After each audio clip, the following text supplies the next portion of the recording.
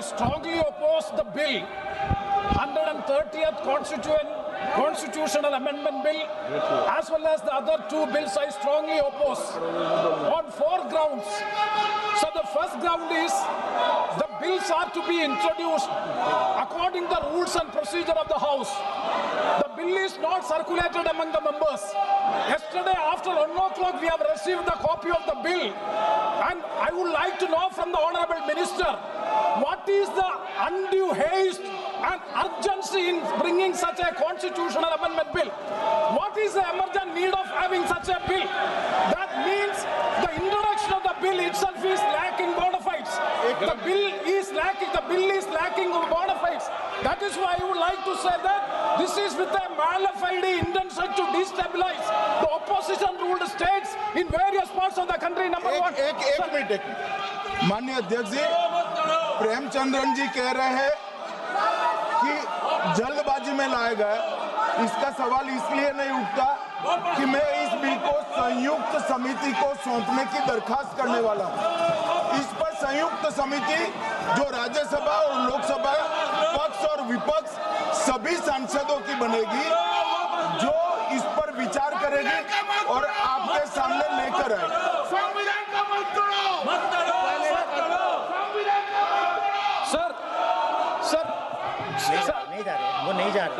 Sir, I do agree with the Honourable Minister, but at the same time, the members are having the right to oppose the bill at the time of introduction.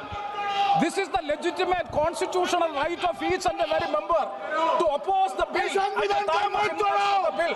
That is being contained. That is the problem which I am trying to say. And the second one is that is disqualification. Shri Venugopal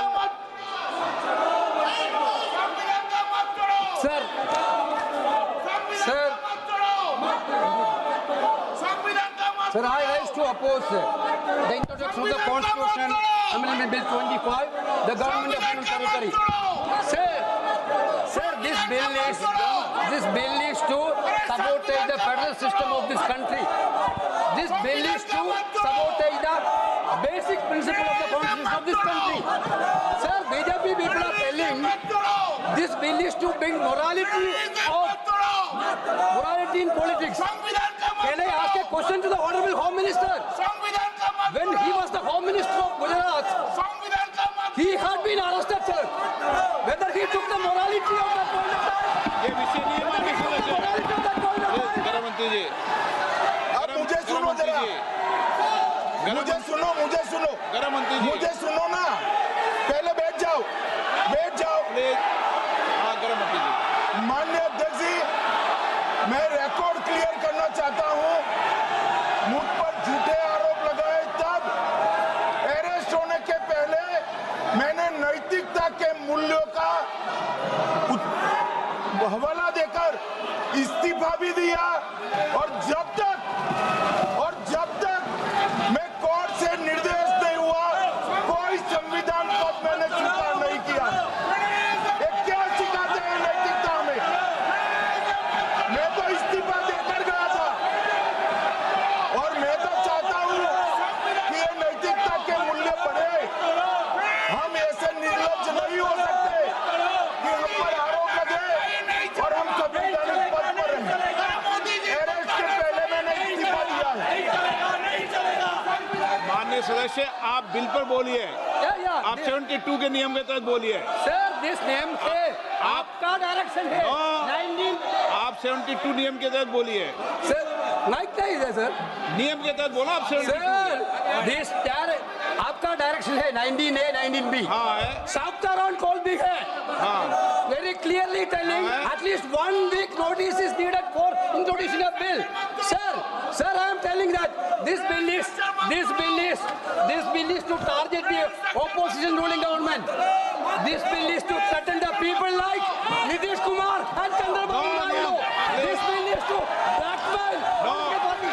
Sir, my point one. आप माननीय सदस्य, आप चलिए। धर्मेंद्र प्रधान जी बोलना चाहते हैं? प्रधान नहीं यादव, आपके मेंबरों को बिठाओ।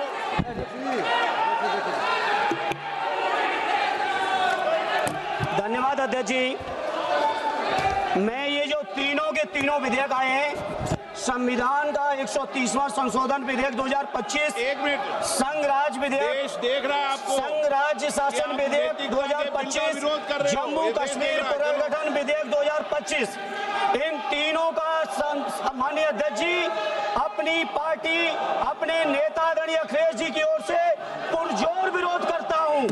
और विरोध इसलिए करता हूं माननीय गृह मंत्री जी, बहुत नैतिकता की बातें कर रहे हैं आपने भाषण दिए थे चक्की पी सिंह महाराष्ट्र में, जिनको लेके डिप्टी सीएम बना के घूम रहे हैं आप। इसलिए अध्यक्ष जी मैं इस मौके पर कहता हूं ये बिल संविधान विरोधी, मूल अधिकार विरोधी, न्याय विरोधी। माननीय अध्यक्ष जी, मैं प्रस्ताव करता हूं कि भारत के संविधान का संशोधन करने वाले विधेयक, संघ राज्य क्षेत्र शासन अधिनियम 1963 का संशोधन करने वाले विधेयक और 2019 का